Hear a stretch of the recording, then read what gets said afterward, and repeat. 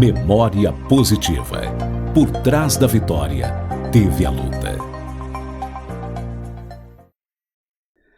Boa tarde, ouvintes da Rádio Aranãs, você que nos acompanha através da nossa emissora e você também que nos acompanha através de nossas redes sociais. No oferecimento de Petrojoia, está começando o quadro Memória Positiva. Meu convidado de hoje é o Alex, que todo mundo conhece como Alex da Autonomia. Alex, boa tarde, prazer tê-lo aqui conosco. De antemão, muito obrigado por aceitar nosso convite. Boa tarde, Jailson. Boa tarde, ouvintes da Aranãs. Eu que agradeço a oportunidade de estar aqui e poder trocar um pouquinho das experiências e já vi algumas vezes o quadro, várias pessoas aqui que servem de inspiração para a gente. Espero que possa também levar um pouquinho da minha vivência aí, que possa inspirar outras pessoas. Às vezes as pessoas podem pensar assim, a Janete já esteve e agora o Alex está, mas existe uma individualidade, existiu, claro, um crescimento individual de cada um, até que os caminhos se convergiram, né? E eles chegaram a uma empresa de muito sucesso e também uma atuação na comunidade, uma atuação muito efetiva na comunidade através das nossas instituições. Alex, você é natural de Capelinha mesmo? Não, Jailson, eu nasci em Veredinha. Veredinha? Na época, Veredinha ainda pertencia à Turmalina, depois virou cidade, mas mudei para Capelinha aos 8 anos de idade. Uhum. A família da minha mãe é daqui, então eu me sinto capelinhense, mas natural mesmo eu sou de Veredinha.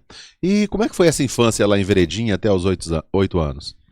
Jailson, foi uma infância interessante, uma infância de muita brincadeira, era uma infância que a gente estava ali o dia a dia com as crianças na rua, um pouco sofrida, principalmente algumas questões de doenças familiares, mas no geral com muita amizade, a gente ali, uma infância mais simples, tranquila, mas que a gente brincava muito. Eu falo que uma infância muito feliz, que deixa muitas recordações. Uhum. E você nasceu na cidade mesmo? Na época distrito, né? Mas em Veredinha mesmo ou zona rural? Não, a gente morava em Veredinha. Eu nasci no hospital de Turmalina, né? Uhum. Que a gente levava-se para Turmalina, eu nasci no hospital de Turmalina, mas a naturalidade de Veredinha. Uhum, mas não chegou a morar na zona rural não, né? Não, na época mãe mudou para Veredinha quando ela foi dar aula, ela foi para trabalhar na escola. E conheceu o pai, ele também já mexia com bar lá, então eu já era na cidade, na zona urbana. Uhum. No tempo de infância lá, os 8 anos, você viu o pessoal indo lá pro bar do Zé Rosário lá, que era muito famoso lá, as danças e tudo? Rapaz, via e pai também tinha um mais ou menos quase era naquele estilo? Do Zé Rosário, era mais naquele estilo. Tinha uma danceteria, o Bar da Nega, que você deve ter conhecido ali próximo, na esquina do colégio, aquela área ali, aquela esquina ali era toda de pai. Quando a gente morava lá, ele tinha o barzinho na frente, depois fez uma danceteria de lado também. Ele também mexia nessa área. Também mexia? Então era concorrente. Era concorrente, agora do Zé Rosário, na época dos 8 anos, não. Mas minha infância, como meus avós eram de lá também, todas as férias escolares eu ia para lá. Uhum. E já fui muito no bar do Zé Rosário, já participei bastante daquelas danceterias ali. Interessante que todo mundo que vai falar sobre eventos, sobre alegria e tal, lembra do espaço, né? E isso é muito bacana, porque Veredinha tem um jeito diferente de receber as pessoas. E as pessoas gostam de ir à Veredinha. Isso é um diferencial, né, Alex? Eu falo que Veredinha é muito acolhedora. Muito. Ali tem um clima gostoso e tudo, e a interação era muito interessante. Então, realmente, é o que você falou, traz pra gente memórias muito gostosas desse período, dessa convivência com as pessoas ali. Um evento que tem se destacado muito lá em Veredinha, e eu vou convidar também para o Memória Positiva, porque ele já veio no meu programa, ele já veio para poder falar do Natal de Luzes. Mas um evento muito legal que tem lá na cidade, esse Natal de Luzes, o Valmir, que voltou para lá, trabalhou muitos anos no Bradesco, mexeu com a área, o setor de eventos do Bradesco, e ele acabou voltando para lá e movimenta, atrai toda a região e junta um evento bacana com o jeito do povo de Veredinha receber. Isso é a receita. Não, o Natal Luzes eu ainda não tive a oportunidade de Você ir. está perdendo. Eu já ouvi falar muito bem, várias pessoas tenho vontade, mas é um período também por causa da questão do dezembro, o comércio é um pouquinho mais apertado, eu ainda não consegui encaixar a oportunidade de ir lá participar, mas já ouvi falar muito bem dele. E Veredinha tem essa tradição, né? A questão da banda de música, de orquestra ali, essa questão cultural ali, Veredinha é muito forte para isso. A banda de música de lá essa semana teve um encontro lá em Malacacheta e o pessoal mandou os vídeos para mim. Eu tenho os amigos lá em Malacacheta, mandaram o vídeo lá. Nesse encontro de bandas, eles chegaram lá e arrebentaram. Eles pegaram um jeito agora e um repertório bem popular, diferente dos dobrados que todo mundo está acostumado e gosta, mas eles pegaram o estilo, até a música da Menina da Bota eles tocaram lá, tocaram Barquinha de Ouro, tocaram tudo. Então eles sacudiram Malacacheta. Eu gosto, eu tenho uma alegria quando a gente vê a cultura sendo incentivada, porque quando alguém manda para mim um vídeo lá de Malacacheta e fala assim, olha, a banda de Veredinha veio aqui e se destacou. Ele está destacando o município, isso ajuda no crescimento da cidade, né, Alex? Não, com certeza. Além de levar o nome do município, leva essa questão cultural, essa questão... E Malacacheta também tem essa cultura de banda. Tem uma banda com as crianças lá que é bem forte, que a gente viu, eu vi na visita da governadora do Rotary, eles fizeram a apresentação para ela lá, eu achei muito interessante. Não, e você me falar que a de Veredinha foi lá e deu toda essa repercussão é interessante de ouvir. Alex, então vamos lá. Aí até os 8 anos, lá uma vida, imagino com infância muito feliz, né? E aquela infância diferente da de hoje, que hoje a infância ela tá limitada às telas. E antigamente...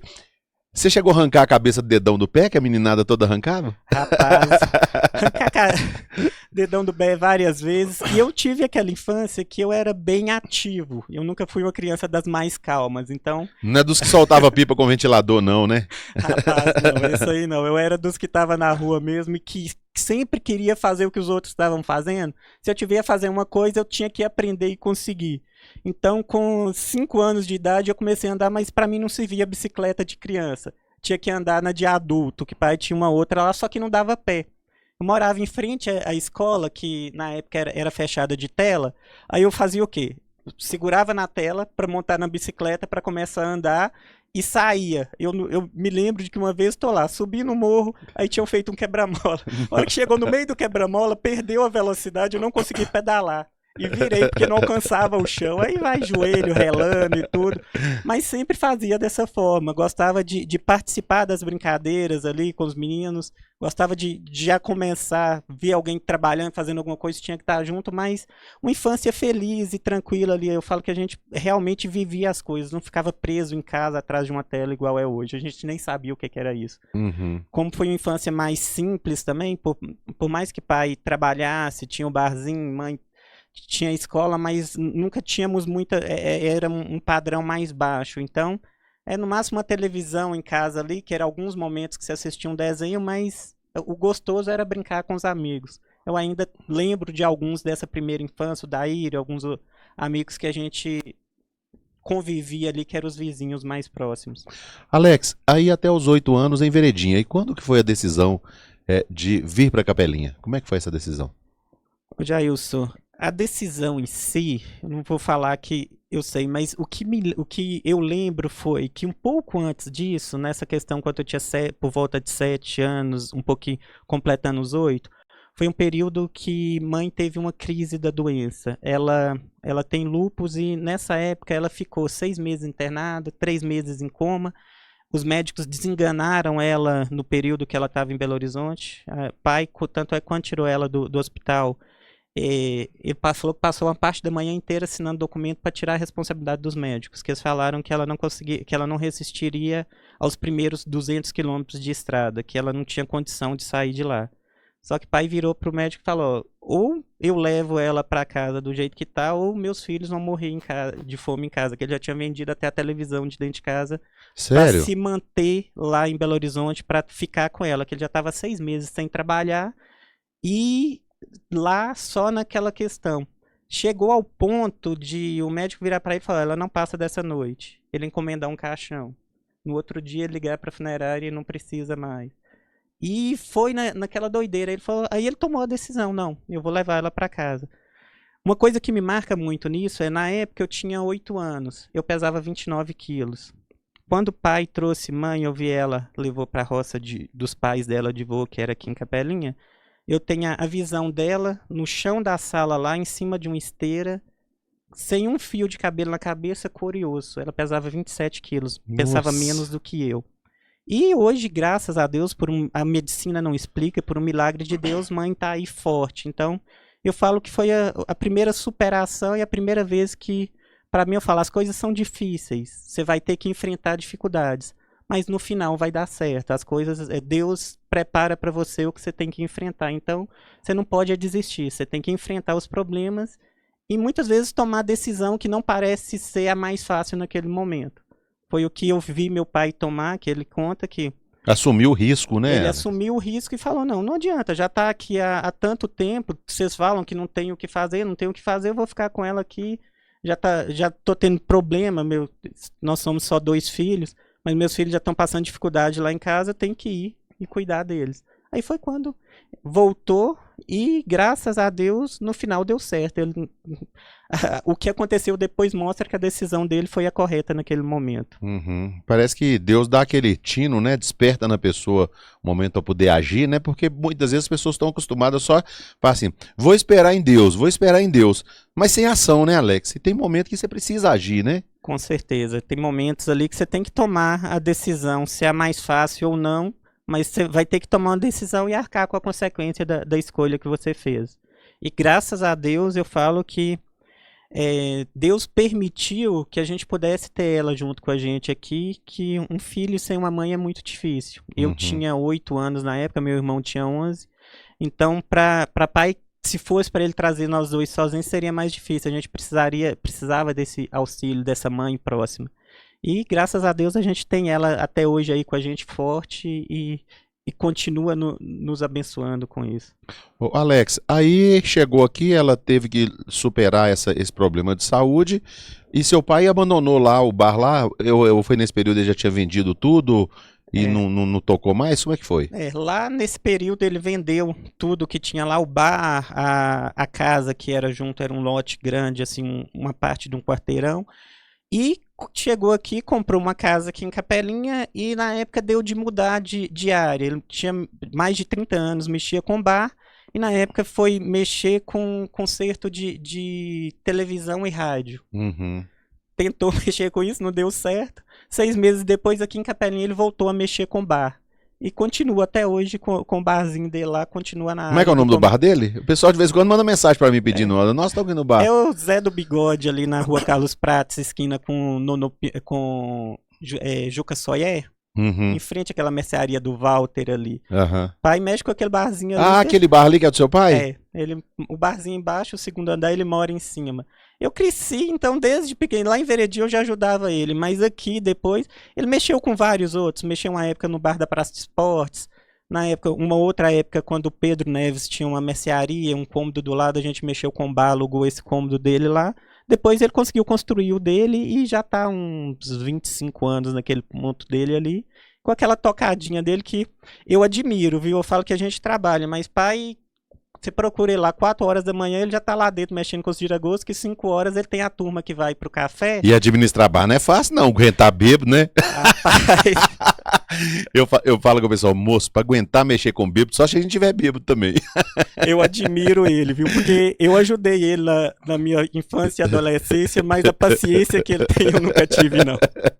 Não é fácil não, gente. Administrar bar não é brincadeira, não. A hora que você quer ir embora, o sujeito fica com uma cerveja ali, tá zanando até tarde. A cerveja já virou Toddy, de tão quente que tá. E não sai do lugar. Não sai. Eu sei bem o que é isso, viu? Eu já fiquei até de madrugada lá quando, na adolescência, a gente fazia o que? Não, pai, vai descansar e ficava lá. Na época ele tinha sinucão também, o pessoal gostava muito de jogar sinuca. Aí eu ficava, passei um bom tempo ajudando ele naquilo ali também.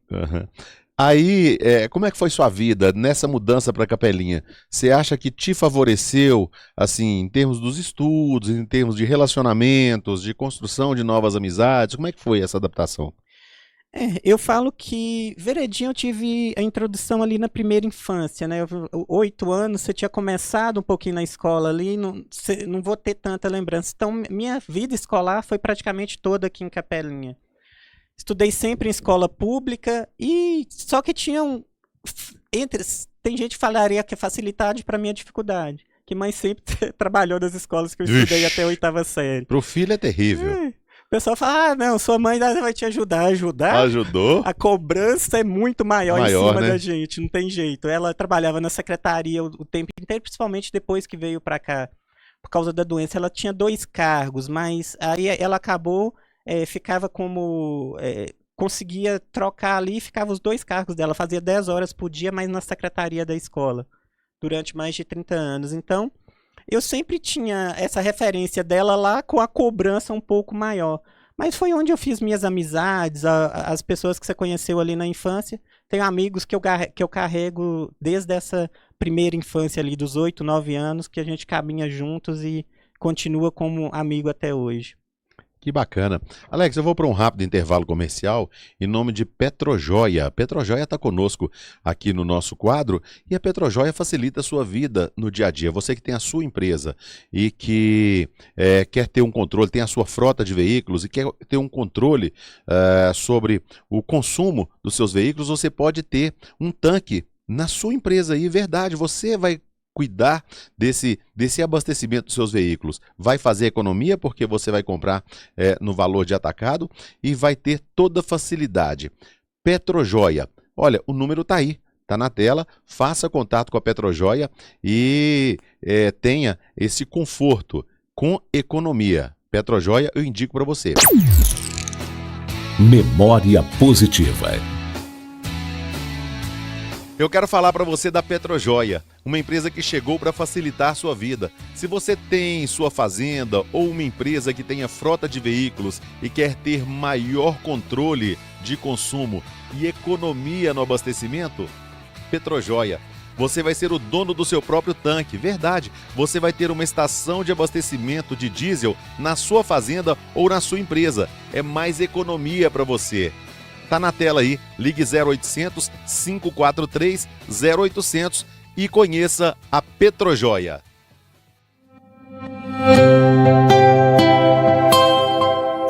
E você que quer também fazer parte do quadro Memória Positiva, tendo a sua empresa conosco aqui, nós temos cota de patrocínio em aberto. Você pode fazer contato conosco para que você tenha a sua empresa sendo divulgada conosco aqui no quadro Memória Positiva, que tem tido um destaque muito grande e com certeza a sua empresa vai aparecer. Alex, aí vem essa coisa de escola. Quando você chegou para cá, você estudava em qual escola? Eu estudei até o antigo ginásio, né? Até a 8ª série no Geraldo Ottoni e o 2º grau eu fiz no Antônio Lago. Uhum. Aí eu desci para o Antônio Lago para fazer o 2º grau. Nessa questão aí tem uma coisa interessante, que eu falo que as voltas que a vida dá. Quando eu fui fazer o 2º grau, na minha época tinha opção de magistério e contabilidade. Sim. Porque naquela época a gente já saía com a formação. Eu até falava com o pessoal, eu falava, ó, eu só faço se for contabilidade, se for para fazer magistério eu paro de estudar. Uhum. Porque eu tinha alguns traumas por causa do tom de voz, alguma coisa, sofria. Hoje fala-se bullying, era muita brincadeira de amigos ali, o pessoal zoava muito por causa da voz, falava, nunca vou para frente de uma sala ali para dar aula. E o magistério você tinha que fazer essa parte também, né? Você tinha que fazer o estágio no final para concluir. Aí eu falei, não, vou para contabilidade, sempre gostei de números também, era o que eu mais gostava. Mas eu falo, por que a vida dá voltas? Quando eu estava completando 18 anos e que eu queria tirar minha carteira, que eu já dirigia, naquela época era mais tranquilo, eu desde os 10 anos já mexia com carro e tudo, falei, 18 anos eu quero tirar minha carteira para poder rodar, que a gente ficava morrendo de medo. E comecei a fazer autoescola. E na autoescola fui convidado, quando a gente estava estudando ali, eu acabei me destacando durante o curso, e o dono da autoescola me convidou para trabalhar, para dar aula de legislação. Não. Então, meu primeiro emprego fora de casa, fora da questão que eu já trabalhava desde os 9, 10 anos ali junto com o pai num barzinho servindo, mas o primeiro emprego fora foi como professor de legislação numa autoescola, a antiga autoescola Sena. Uhum. Ah, então você não queria, você fugiu do magistério lá, mas foi dar aula na autoescola. É o que eu falo. E teve dificuldade? eu falo que trabalhei 2 anos e meio, mais ou menos, com isso. Graças a Deus, todos os locais que eu tive, mantive as portas abertas e o nome. Tanto é que eu passava por uma cidade, depois a autoescola voltou lá, o pessoal ficava cobrando. O Marcos falava, ó, tá o instrutor e o pessoal tá querendo você lá de volta. Graças a Deus eu consegui fazer amigos e deixei boa impressão em todos os locais que passava. Mas te juro que até o último dia, a última aula que eu dei, os primeiros 3, 5 minutos ainda dava um frio na barriga de ficar na frente da sala. E uma coisa, eu sempre era o mais novo da sala. Por quê? Eu tinha 18 anos, então eu fui muito novo. E o pessoal na nossa região tirava carteira um pouco mais velho. Aham. Então, eu nunca que eu achava um aluno mais novo do que eu na turma. Então, Olha eu tinha só. que montar uma estratégia ali para conseguir transmitir o conhecimento para eles e criar credibilidade, né, com essa barreira da idade. Uhum. Teve uma pessoa, eu vou até citar, porque não é segredo, falou pra mim o seguinte, que estudou na sua sala e que falou assim, ô Jailson, inteligente e minucioso em cálculos. Cálculo pra ele tem que bater, não tem esse negócio de se é centavo, centavo vai ter que aparecer e vai ter que bater. Lorival falou comigo. Falou comigo. É impressionante, o negócio tinha que ser em cima. Não, mas com certeza. E matemática é isso, né, É Jair? exata, né? Matemática é exata. Matemática, por que que eu sou apaixonado por cálculos? Não importa o caminho. Você tem vários caminhos a seguir. Só que o resultado é o mesmo. Não existe como dar diferente. E eu sempre fui, nessa questão, sempre fui mais exigente. E não vou falar que era inteligente. Eu era um pouco mais esforçado, gostava, é uma coisa que me dava prazer. Só que uma passagem disso que você fala, quando a gente estava fazendo, já no segundo grau, fazendo contabilidade, aí teve alguns episódios que acontecia o quê? O professor de matemática passava os cálculos e aí o pessoal, qual que é o resultado de tal questão? Aí ele virava, ô Alex, o que que você achou? Achei tanto. Ele colocava no quadro. E muitas vezes, e teve 2, 3 vezes que eu questionava a resposta do que estava no livro. O livro estava a resposta, eu virava para ele, ó. Eu resolvi, fiz por esse e esse caminho, achei tal resposta, o livro está errado. Já aconteceu de questão de prova dele suspender a questão e falar, ó, o Alex não está concordando, eu vou suspender essa questão aqui porque a resposta do livro está errada. Mas era essa questão de gostar do que você está fazendo. E E a realmente matemática sempre te atraiu? sempre me atraiu. Foi essa questão de cálculos, de exatas, sempre me atraiu. Eu sempre tive um pouco mais de dificuldade com português, a questão de... Era um pouquinho mais difícil, agora não era nada para dificuldade de passar nem nada não, mas a dificuldade de me apaixonar, de gostar ali de produção de texto, essa questão Uhum. nunca chamou atenção. Agora, a questão da matemática, e sempre o que mais me chamava atenção era tentar resolver de uma forma diferente e tirar a prova. Eu não gostava de ficar só naquilo ali que o livro ensinava. Eu tentava achar uma outra forma de resolver para ter certeza. Fazer um caminho inverso. Fazer o caminho inverso, fazer a contraprova que a gente fala, para ter certeza que a minha resposta estava certa. E quem foram os professores de matemática que passaram na sua vida e que nutriram isso, né? Porque às vezes você gosta de uma matéria, mas você passa por um determinado professor que às vezes fica um trauma e você acaba desgostando. Quem foram os professores que você lembra que marcaram pra você? Esse que eu até fiz a brincadeira que me marcou por essa questão da credibilidade que ele me dava é o João. Ele era até perito da Polícia Civil. Ah, o João de Minas Pereira, Novas. ele é de Minas Novas. Então, ele me marcou, né, nessa questão do período de contabilidade por essa questão, que ele me dava uma credibilidade e me fez acreditar e confiar mais em mim nessa questão e me apaixonar mais ainda. E eu falo que a partir da hora que ele me deu aquela credibilidade, ele aumentou minha responsabilidade. E como eu me cobro muito, então eu não podia errar. Uhum. Ô, Alex, e a matemática? Qual que é o segredo para a pessoa se dar bem com ela e superar os traumas, principalmente? Gente, eu acho a matemática, para quem gosta, eu falo que é a única matéria que você pode ter certeza se você está certo ou não. Porque quando você responde alguma questão de outras matérias, fica aquela dúvida se é uma questão aberta, tem interpretação. E matemática não tem. A hora que você acompanha, faz aquele cálculo certinho, chegou numa resposta. Você muda a questão e faz o contracálculo, você muda, considera aquela resposta que você achou. e tira um outro dado e faz a resolução para ver se acha o outro, você tem certeza se você está certo ou não. Então, o que me sempre apaixonou com a matemática é poder ter certeza se eu estou certo. E aquele cuidado, chegava, calculei, quando não dava certo, fazia a contraprova, estava a resposta errada, você vai rever seus cálculos, foi um vacilinho aqui, um sinal errado, uma continha básica errada que você fez, mas ela te permite ter essa segurança, né? E eu sempre, nessa questão, igual o Lorival falou, que eu era mais minucioso, sempre fui nessa questão. Eu queria ter certeza das coisas, então a matemática sempre me permitiu isso. Uhum. E você foi seguindo, trabalhando na autoescola. Depois da autoescola foi o quê? Jailson, na autoescola já estava... Depois da autoescola eu passei pelo CEASão, trabalhei com vendas há alguns anos, e de lá eu já fui para a loja, mas trabalhar, eu falo que desde pequeno, eu falo que da infância, eu antes de autoescola já ajudei pai em barzinho o tempo inteiro, só que lá não tinha salário, né? Eu falo que o problema de quem trabalha com os pais normalmente é isso, você trabalha, mas você não tem um salário fixo. E eu sempre gostei de segurança, então já fiz algumas outras coisas, desde vender picolé. Chegou a vender picolé? Vendi, Zé Paraná, os carrinhos dele ali, já rodei a cidade inteira aí, gritando ao picolé, já engraxei sapato. Quando eu ia pra Veredinha, que eu te falei que eu ia nas férias escolares, teve uma época, nos meus ali 13, 14 anos, que eles estavam começando a fazer aquele bloquetamento de Veredinha. Na época, o pessoal não trazia brita de fora. A brita era feita no local, eles pegavam pedras lá da região, jogavam lá na praça, a gente fazia a frente de trabalho, a gente ia quebrar a pedra para fazer brita.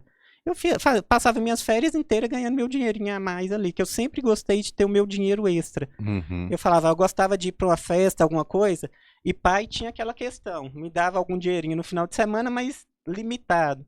E eu queria ter uma segurança maior, então eu sempre gostei de ter meu dinheiro por fora. Então, já fiz várias coisas antes, fazia o que dava ali para ganhar um dinheirinho, mas aí depois da autoescola, fiquei alguns anos, 2 anos e meio lá. Aí apareceu a oportunidade do Paulinho, me convidou para trabalhar com ele no CEASão, ele precisava de alguém no escritório. Fui trabalhar com ele lá, em 6 meses surgiu uma oportunidade da questão do vendedor externo dele ia sair, deu alguns problemas. Eu assumi essas vendas, eu pedi ele para assumir. Aí nessa idade, aos 19, 20 anos ali, peguei essas vendas externas dele e fiquei com ele, consegui melhorar as vendas. Em 6 meses a gente tinha aumentado em 4 vezes o que ele tinha de vendas antes, porque eu consegui me sentir bem nessa questão de vender. Eu falo que venda externa é o que te permite, é a única coisa que ainda não tem faculdade, mas a questão das vendas, ela te permite fazer o seu salário. Então, quando você é comissionado, você tem essa condição ali. Tem pessoas que eu converso e que falam o seguinte, que o comércio, a venda, é uma língua universal. Independente de onde você está, se você tem habilidade com vendas, você vai se dar bem, independente de qual língua que o outro está falando, né? E é uma coisa que gera muita oportunidade, né, Alex? Essa habilidade? Eu falo que com certeza, as vendas é lidar com pessoas, né? Porque eu falo que hoje o comércio, no geral, qualquer coisa que você for fazer, você vai ter muita concorrência normal. Só que você vai ter que tentar fazer seu diferencial ali. Se você consegue ter ele por preço, normalmente é mais fácil, a empresa te permite. Se não, você vai ter que ter esse diferencial por criar laços com as pessoas. Que a venda te permite muitas vezes conhecer várias pessoas e criar esses laços. Eu, na época, saía aqui, zona rural até Novo Cruzeiro, zona rural de Minas Novas também, todas as comunidades, então tive chance de conviver e aprender muito com muitas pessoas ali, que a gente sentava e fazia isso que a gente está fazendo aqui. Não só chegar lá e querer tirar o pedido. Muitas vezes você sentar, conversar, trocar ideia com a pessoa ali, aprender com ela, talvez levar alguma coisa diferente para ela também. Então, eu falo que foi um período que me enriqueceu muito como pessoa, aprendi muito nesse período. Ô Alex, e esse ato de você ter começado a trabalhar muito cedo, de ter vendido picolé, ter engraxado sapato, ter tido esse contato com a sua vontade de ter os seus desejos supridos, né, pelo seu suor, você acha que isso te ajudou na sua vida empresarial? Ô Jailson, eu te falo que é o grande diferencial. Eu acho que hoje o que mais me incomoda, e eu ouvi isso numa palestra do Rossantro, eu concordo com ele totalmente, que eu acho que o maior erro da nossa geração, que eu me coloco no finalzinho dela ali, é achar que nossos filhos não podem passar pelo que a gente passou. A gente muitas vezes quer super proteger os filhos, não deixar eles fazerem o que a gente fez. Só que eu falo que o caráter da pessoa, o que a pessoa vai ser, é moldado pelas experiências que ela teve. Não dá para super proteger, não dá para achar que um menino, um jovem, vai ficar aí até os 18, ou então vai para a faculdade, ficar até os 22 anos sem nunca ter trabalhado, não ter feito nada, depois cair no mercado de trabalho. É totalmente diferente. Quando você já tem essa experiência de outras coisas lá atrás, é muito mais fácil de você fazer. Então, acho que a gente tem... Igual tem hora que quando a gente na loja mesmo, quando tem uma promoção, alguma coisa, meu filho agora está com 12, mas desde os 9, 10 anos ele faz isso. A gente desce e fala, não, você vai me ajudar aqui. Ele senta no caixa, o pessoal, não, que bonitinho. Fala, não, ele tem que aprender, ele tem que ter noção do que é fazer as coisas, do que é trabalhar, que as coisas não caem do céu, porque ali na frente isso vai fazer a diferença para ele. Não adianta eu querer super proteger, porque a hora que eu jogar para a sociedade, a hora que eu jogar para o mercado não vai ter essa proteção. Ele normalmente é cruel. Então é onde que eu acho que muitas vezes acontece essa questão de... hoje a depressão é a doença da vez, mas eu acho que ela acontece muito por falta de ocupação. Vou colocar assim, eu acho que muitas vezes por falta dessa questão da gente deixar as crianças criarem resiliência, porque o que acontece com a gente? É o que você falou, eu trabalhava, eu machucava, eu fazia isso, aquilo, mas eu tinha muitos sims, mas tinha muitos nãos também. A vida já foi me ensinando desde lá. Quando você super protege e não deixa ter esse contato, eu acho que acaba, a hora que a vida fala o primeiro não, que a família nunca ensinou antes, parece que o mundo deles está acabando. Desaba, né? É verdade.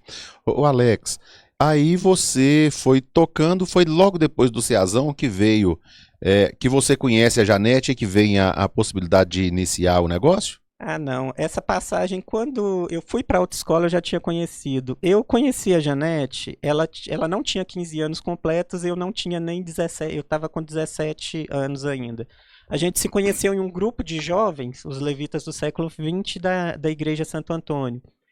E começamos a namorar ali. Então, começamos a namorar naquele período. E pouco depois, quando eu ainda mexia só com o pai, só que quando eu fui para a autoescola, eu já estava namorando com ela. Então, passava muitas vezes um mês fora de casa, namorando só finais de semana. Aí, quando eu mudei para esse trabalho do Ceazão, ela já tinha começado a empreender, eu já acompanhava ela nesse caminho. Foi um dos motivos também quando eu vi a oportunidade de mudar para a questão das vendas externas, é porque eu trabalhava 2 dias por semana numa semana, na outra semana eu trabalhava 3. Então me dava dias de folga que eu podia ajudar ela mais ali. Então, desde o início da loja, aí ela já estava, quando eu estava no Ceazão, já tinha a autonomia, aí eu conseguia estar auxiliando ela na parte, que a gente sempre teve uma divisão. Ela sempre ficou muito na empresa com a parte comercial e a parte de compras, e eu fiquei sempre com o financeiro e fiscal. Então eu ficava mais no bastidores ali, organizando e executando tudo, e ela muito na linha de frente, que eu falo que a Janete é muito empreendedora, ela tem muitas ideias, só que ela traz a ideia e eu fico por trás para ajudar a executar. Então, um completa o outro muito nesse sentido. Mas a nossa caminhada vem desde antes. Eu falo que a gente se conheceu, foram 2 crianças que cresceram juntos ali e conseguiram galgar esses caminhos juntos. E o início foi muito difícil? Ah, como sempre. Eu falo não só essa questão do difícil, que o empreender não é fácil, você começar uma empresa não é fácil, mas aí a gente ainda teve algumas passagens, igual ela contou na dela, que quando você está começando, as coisas estão engrenando, vem um cara e te rouba tudo. Uhum. A gente teve umas 2, 3 pedras, na verdade. Cada vez disso as pessoas falam, agora é hora de você desistir. Não, agora é hora de melhorar, aumentar a minha segurança e ir para um outro ponto que aqui não me dá a segurança que eu preciso mais. Mas a gente também não tinha opção de desistir, porque eu falo que ela ainda tem uma origem mais... A família dela tinha mais dificuldade que a minha pelo menos, como mãe era funcionária pública, estadual, professora, então, pelo menos aquele salário dela a gente sempre pôde contar. Mas passamos também por muitas dificuldades. E ela também, os pais dela, teve período que os 2 desempregados passaram mais dificuldade ainda. Só que Eu falo que você não tem, quando você tem essa questão de não ter de onde tirar, você vai ter que dar certo ou dar certo. Então, você com coragem de trabalhar e correndo atrás das coisas, dá para fazer, com certeza. Hoje tem muita oportunidade. É um beco apertado, você tá indo de carro, não dá pra virar e nem, o carro não tem ré, né?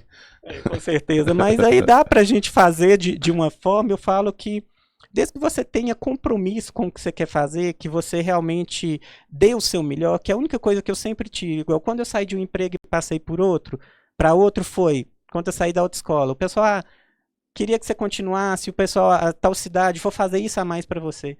Só que eu senti naquele momento que eu já não tinha como fazer, dar o meu melhor ali. A forma que eles acreditavam que a empresa trabalhava, não falar, não, eu já não estou fazendo o que eu acredito ser o melhor. Foi por isso que eu mudei de ramo. Igual quando também a decisão de sair, parar de trabalhar com as vendas, que era interessante, eu trabalhava 2 dias numa semana, nesse período já estava trabalhando um dia só na outra, então era um período pequeno, tinha um salário interessante ainda na época. Só que aí chega algum ponto que você fala, não, eu já não tenho mais prazer naquilo que eu faço. Eu acho que você não pode encarar o trabalho só como uma questão de subsistência. Se você trabalha só pelo dinheiro, porque você precisa só daquilo, você não vai ter prazer. E a gente trabalha 8, 10 horas por dia, não dá para você fazer isso só pelo dinheiro. Então você tem que ter prazer no que você está fazendo. Eu acho que você tem que procurar fazer sempre o seu melhor. Você está num serviço que não te permite isso, procure oportunidade para outra coisa, porque senão eu acho que você vai estar frustrado, você não vai ser um bom profissional e isso não vai fazer bem para você. Aí foi quando na loja a gente já tinha campo para me assumir mais e estar junto ali, a loja já estava num tamanho que podia nos manter ali sem problemas de eu abrir mão daquele salário, foi onde eu assumi e a gente realmente conseguiu estruturar melhor e crescer juntos ali e crescer a loja mais rápido. Alex, a gente sabe que existe uma fase da vida que as pessoas têm uma dificuldade muito grande de dar um norte, de entender o rumo que ela precisa seguir. E às vezes a escolha ela se torna necessária, mas muitas vezes também vem a escolha errada. A gente vê assim histórias e mais histórias de pessoas que, por exemplo, tá trabalhando ali, tá na CLT, tá trabalhando, tem sua carteira assinada e de repente perde o seu emprego, ou perde ou resolve sair e passa a mão no seu fundo de garantia ali e imagina, fala, ó, esse fundo de garantia é o que vai dar o pontapé para que eu empreenda e para que eu consiga o sucesso na vida, consiga ser dono do meu próprio negócio. E muitas vezes não faz um planejamento adequado, não faz uma análise do ramo, se aquele ramo realmente tem uma demanda para aquele produto que ele vai vender. Ele simplesmente fala assim, eu gosto, por exemplo, eu gosto de vender roupa, eu entendo de roupa, as pessoas falam que eu me visto bem, que eu tenho uma boa escolha, então se eu montar uma loja, eu vou me dar bem nisso. E muitas vezes a gente vê pessoas dando com os burros na água, no modo popular de dizer, porque não teve um planejamento para fazer aquilo. Aí ele não tem nem o dinheiro do fundo de garantia dele e nem tem a empresa que ele abriu. Isso é uma coisa que tem que ser muito bem pensada, né? Isso não é uma aventura, não cabe uma aventura quanto a isso. Hoje o passo ele tem que ser planejado. Jailson, eu acho que com certeza, concordo totalmente com o que você falou, e o pior disso, que muitas vezes a pessoa faz isso e nem é porque ela tem aquela capacidade. Depois ela fala, tal pessoa deu certo com isso, eu vou querer fazer o que o outro fez. Uhum. Então, acho que muitas vezes a primeira coisa que você tem que ter, você tem que conhecer o ramo que você está pensando em entrar, você tem que planejar e ter noção do custo, de como que você faz para manter e para fazer aquilo. E essa questão do planejamento hoje ele é essencial, não tem como você fazer nada. No mercado que antigamente permitia alguns erros, hoje você tem que quase que trabalhar com erro zero. Porque a margem que a gente tem é muito pequena. Tem hora que as pessoas veem, por exemplo, o que Janete e eu a gente conseguiu construir. Graças a Deus hoje a gente tem uma vida mais tranquila, que vem só do nosso suor. Mas por trás disso teve muito trabalho e teve a principal questão é você saber subir cada degrau por vez, em vez de querer se espelhar e se preocupar com que o outro tá, eu vou fazer isso porque o outro tá ali, eu vou tomar, eu vou atrapalhar o outro. Gente, esqueça, sempre foque em você, faça o seu melhor e se preocupe com você, e saiba subir cada degrau de uma vez. Em vez de querer dar um salto ali e achar que, eu vou fazer isso aqui, eu vou prejudicar essa pessoa aqui que eu vou ganhar. Você pode até achar que você está ganhando aqui, mas você presta contas para algumas coisas a mais. Acho que o universo tem uma questão aí que você vai ter de volta o que você plantou. Então, se você trabalha com seriedade, se você é transparente e sincero no que você faz ali, se você faz a coisa certa, você vai ter um resultado. Agora, principalmente, se você tentar fazer coisas erradas, ainda é pior. E ter noção que, o que você falou, não é muitas vezes falar, vou abrir uma loja. Só que a questão não é só você comprar mercadoria ali e colocar. Você tem que ter noção do que é segurar aquele giro, do que é comprar a primeira coleção, que a gente tem tempos de retorno diferente. O meu fornecedor me vende com prazo médio. Eu vendo para o meu cliente, o meu prazo médio normalmente é 2, 3 vezes maior. Então eu tenho que ter um capital não só para abrir e para segurar. Tem que ter um capital para segurar 2, 3 coleções ali para frente, porque senão eu vou entrar em dificuldade financeira. Uhum. E como é muito minha área, a questão financeira, é saber procurar parcerias na hora de crescimento. Um MBA que eu fiz pela Fundação Getúlio Vargas, uma das coisas que mais me chamou a atenção nos estudos é entender que o maior risco de uma empresa quebrar muitas vezes não é só na hora de abrir. Por mais que as empresas fecham, 70% das empresas fecham nos 2 primeiros anos. Só que uma empresa que você acha que está consolidada, o maior risco dela é na hora da expansão. Porque o que acontece muitas vezes? Você faz uma expansão ali, você cresce, só que você faz um investimento. A hora que se a coisa não está dando muito certo, muitas vezes a pessoa ela não tem condição ou não quer aceitar dar um passo atrás e voltar ao que estava antes. Aí ela não tem suporte para segurar as despesas que ela aumentou demais. É onde você vê uma empresa que você fala, nossa, a empresa era sólida e quebrou. Você vai ver uma escolha errada nesse sentido. Então, você tem que estar sempre buscando aprimoramento, conhecimento para conseguir. Igual você falou, eu fiz contabilidade, depois fui estudar um pouco mais, fiz um MBA em gestão financeira, controladoria, auditoria. A Janete também a mesma coisa, tinha feito a faculdade, 2 faculdades, depois foi fazer MBA em gestão de pessoas, para a gente tentar entender um pouco mais isso e conseguir crescer com planejamento e com segurança. Uhum. Vamos a mais um intervalo comercial em nome de Petrojoia. Memória positiva. Eu quero falar para você da Petrojoia, uma empresa que chegou para facilitar sua vida. Se você tem sua fazenda ou uma empresa que tenha frota de veículos e quer ter maior controle de consumo e economia no abastecimento, Petrojoia. Você vai ser o dono do seu próprio tanque, verdade. Você vai ter uma estação de abastecimento de diesel na sua fazenda ou na sua empresa. É mais economia para você. Tá na tela aí, ligue 0800 543 0800 e conheça a Petrojoia.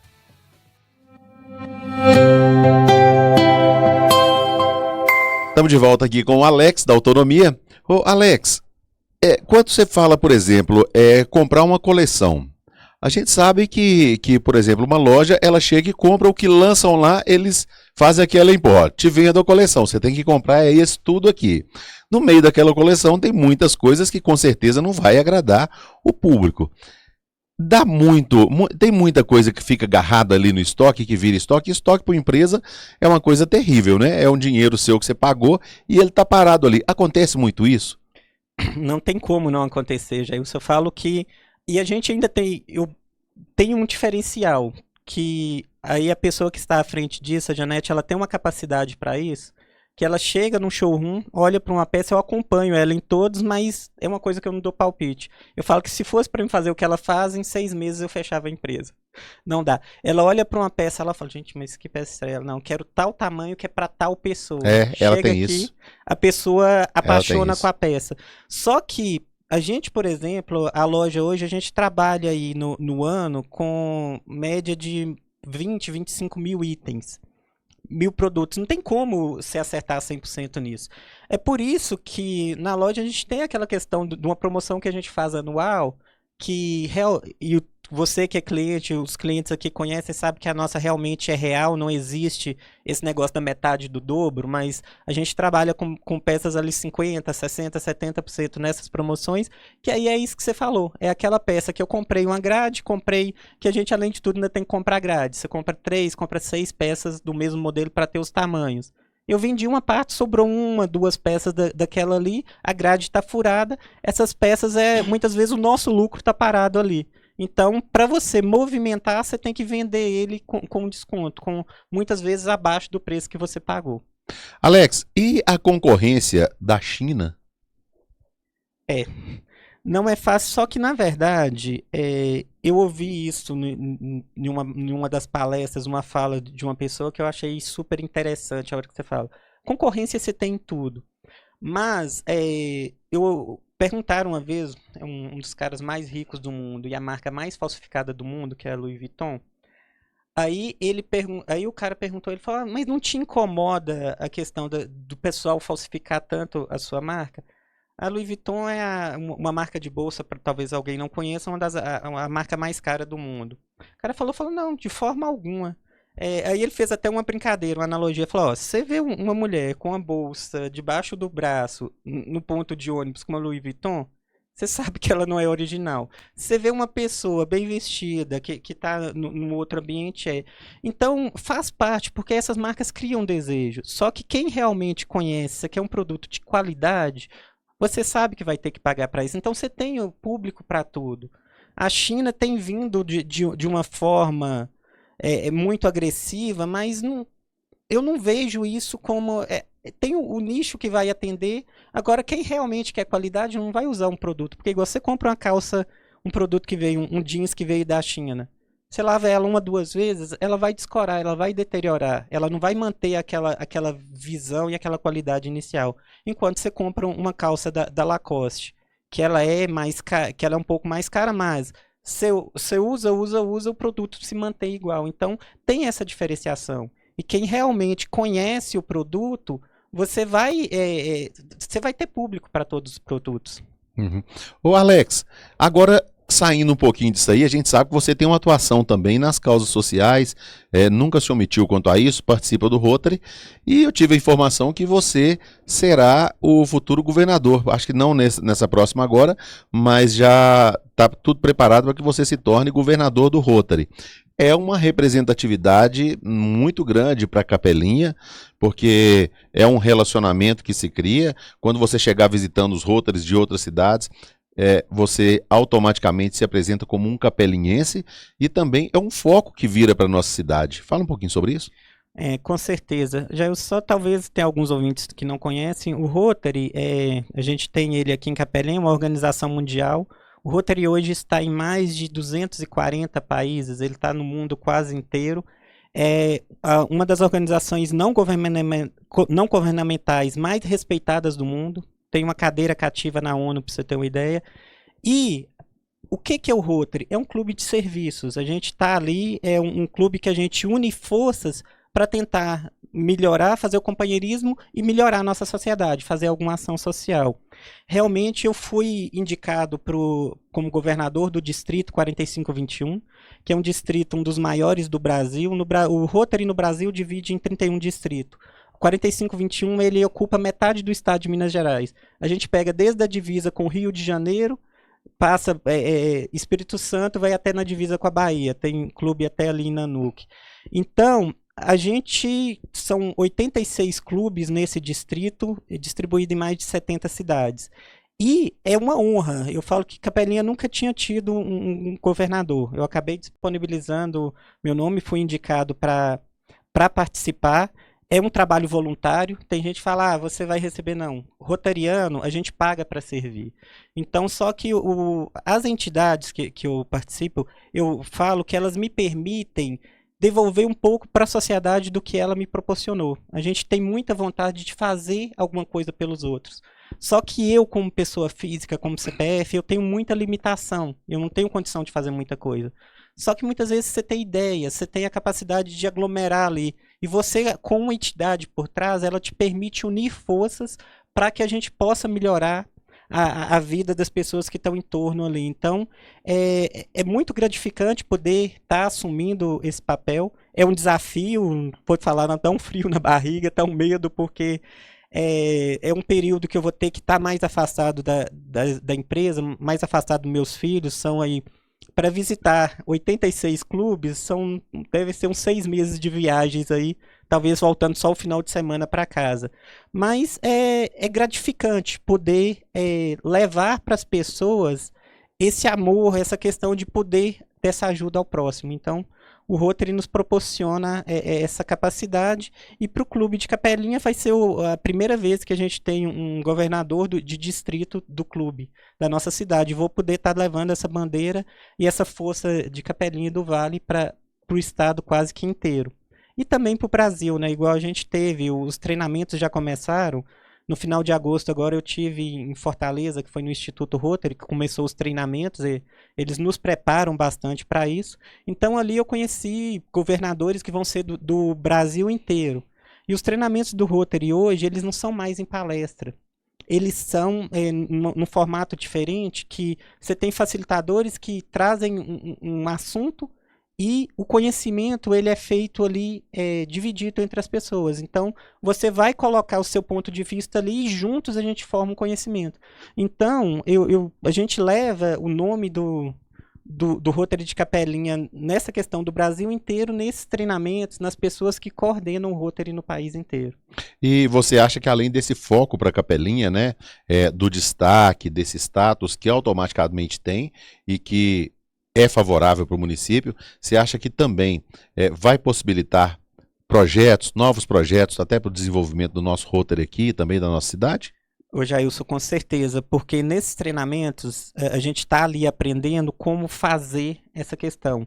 O Rotary, ele, na questão mundial, um dos braços do Rotary, que é a Fundação Rotária, que é o braço financeiro do Rotary, é onde está o dinheiro ali no mundo inteiro para projetos. Então, lá a gente consegue buscar essa questão do conhecimento de como fazer projetos. No Rotary é chamado de subsídio global, que são projetos aí a partir de $30 mil, então um projeto aí de quase 200, a partir de R$200 mil aí, que possa vir, não tem limite, pode ser um projeto maior, e a gente aprende ali como fazer e cria, e você conhece pessoas, você faz uma rede de contatos para trazer esse tipo de projeto para a nossa região.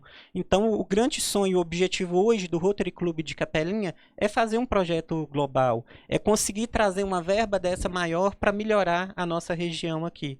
E essa questão de estar assumindo esse cargo, ele nos dá essa rede de contato, nos possibilita ter acesso mais fácil a esse tipo de dinheiro, de subsídios. Então, com certeza, a gente vai ter condições, se Deus quiser, de trazer alguma coisa melhor para a nossa região.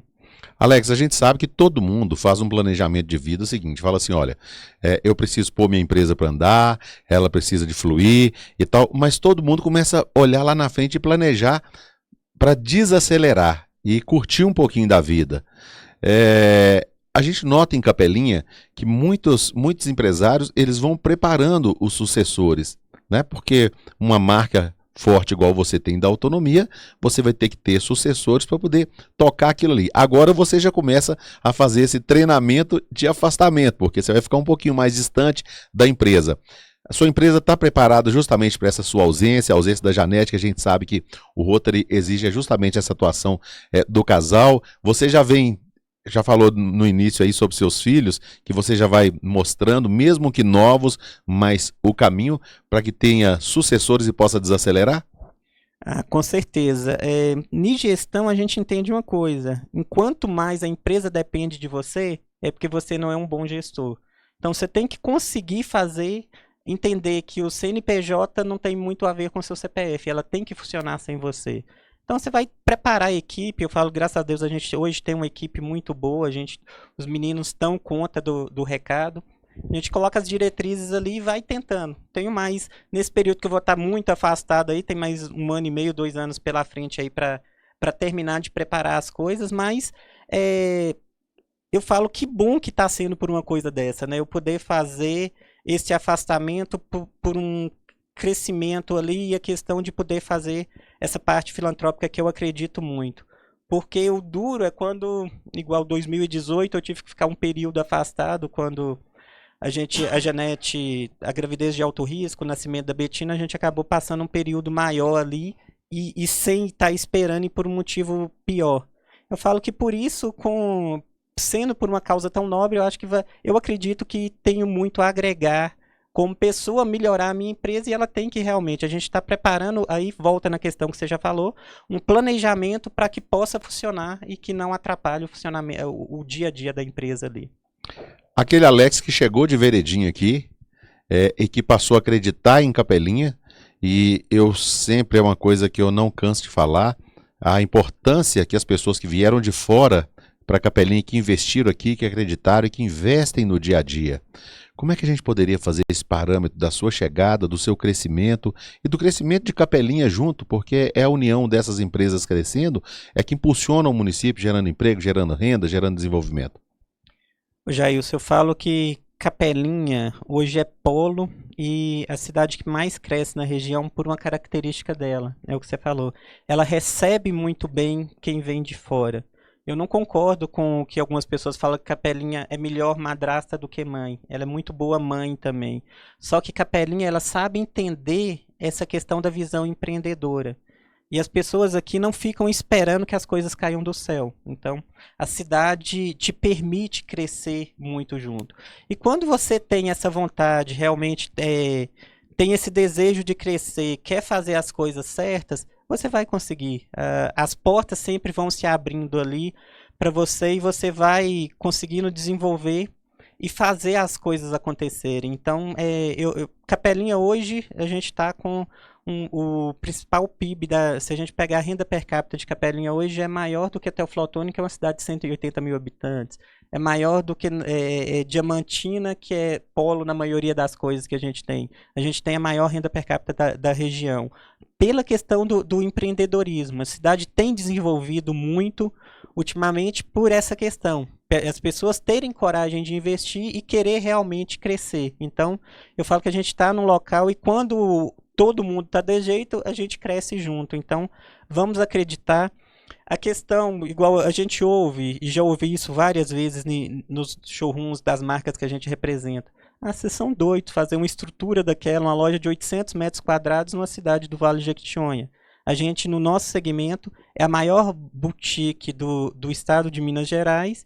E a gente teve uma outra informação num congresso de São Paulo que a Janete foi, que em cidades até 50 mil habitantes é a maior do Brasil. Para o nosso segmento, não estou falando que aí você pega no segmento de boutique.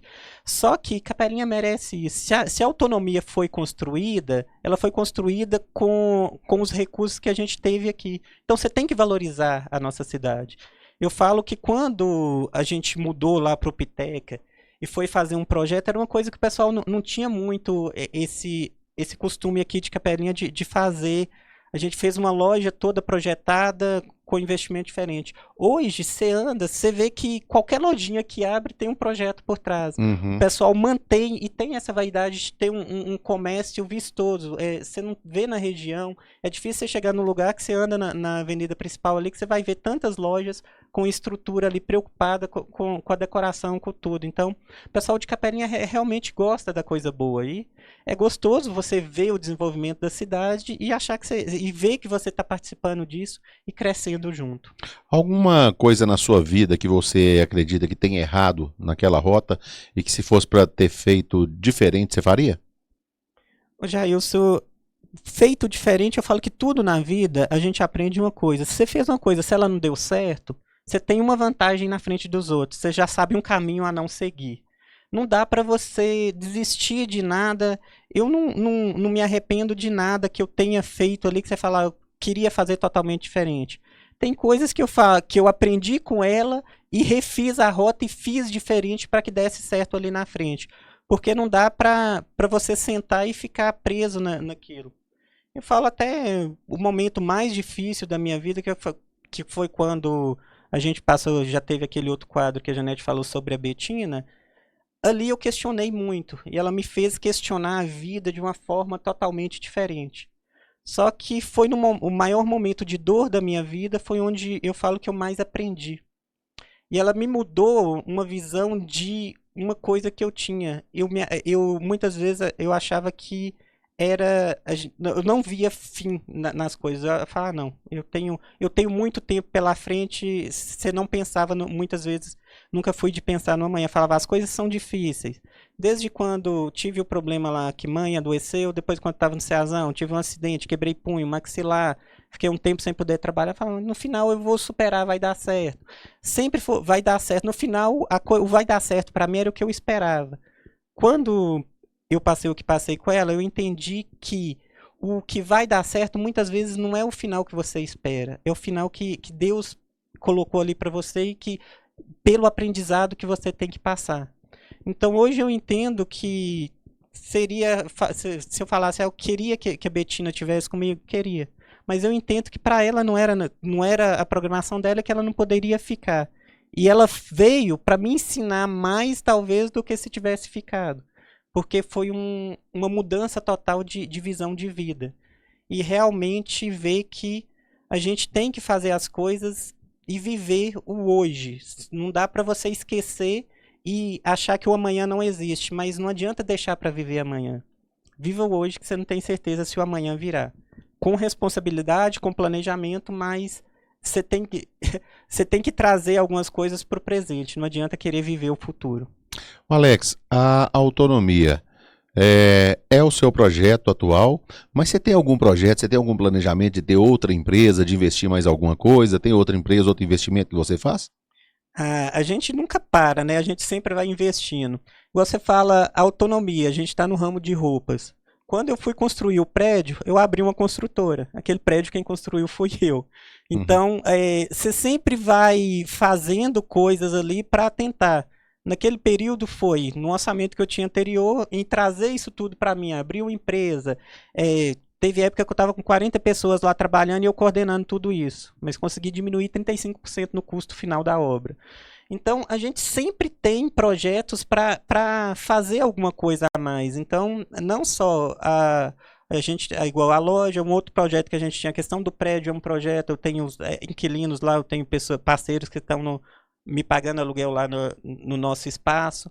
E tem alguns outros projetos, você não pode parar, você sempre tem que estar fazendo alguma coisa ali a mais para trazer. Então, sempre vamos procurando oportunidades que vão aparecendo aí e para investir e continuar fazendo a roda girar. Bacana. Alex, quero te agradecer imensamente por ter estado conosco aqui no quadro Memória Positiva, e você foi convidado justamente por isso, porque a gente sabe que toda a sociedade tem uma memória positiva justamente sobre a sua história de luta, a sua história de superação, a sua história de trabalho. Eu acho que as boas histórias elas precisam ser contadas, porque são nas boas histórias que a gente deve se espelhar para poder superar, às vezes, uma dificuldade que alguém esteja passando e pensa que só tem a possibilidade de não dar certo. E inspirando em histórias como a sua, as pessoas vão entender que por trás de uma luta vem sempre uma vitória, que depende de cada um. Obrigado, Jailson. Só agradecer aqui pelo tempo, pelo bate-papo. Eu falo que é muito importante a gente poder mostrar e ser verdadeiro, contar realmente o que você viveu, o que você passou, porque isso realmente pode, se puder, alguma pessoa aprender alguma coisa com as suas experiências, entender que você muitas vezes também não precisa querer inventar e fazer tudo diferente, que dá para você seguir os exemplos e melhorar ali. Agradeço por essa oportunidade aqui de poder mostrar um pouquinho. Eu falo igual, na autonomia, eu fico mais nos bastidores, à frente da loja é minha esposa. Mas estou ali sempre junto e mostrar para as pessoas que essa parceria, essa questão, você muitas vezes não precisa estar na linha de frente. Você nos bastidores também pode fazer a diferença e fazer a coisa acontecer. Obrigado, um abraço. Maravilha, no oferecimento então de Petrojoia, falei com o Alex da Autonomia aqui no quadro Memória Positiva, que volta no próximo sábado às 2h20 da tarde. Repórter Jailson Pereira para a Rádio Aranãs. Memória Positiva. Por trás da vitória, teve a luta.